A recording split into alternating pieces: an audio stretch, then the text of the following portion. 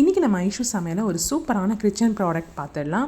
இப்போ box open பண்ணிவிட்டு இதில் வந்து ஒரு 3 கம்பார்ட்மெண்ட் இருக்கிற மாதிரி ஒரு பாக்ஸ் இருக்குது.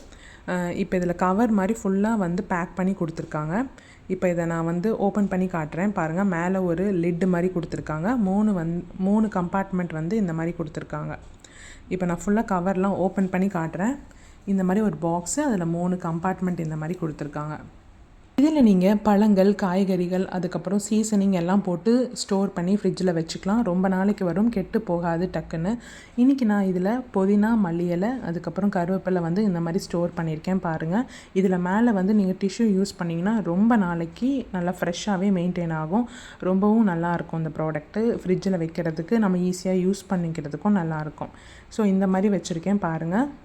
இந்த ப்ராடக்ட் உங்களுக்கும் வேணும்னு நினச்சிங்கன்னா கமெண்ட்டில் லிங்க்குன்னு டைப் பண்ணுங்கள். நான் டேரெக்டாக உங்களுக்கு டிஎம் பண்ணுறேன். நீங்கள் அதை கிளிக் பண்ணி நீங்கள் பர்ச்சேஸ் பண்ணிக்கலாம்.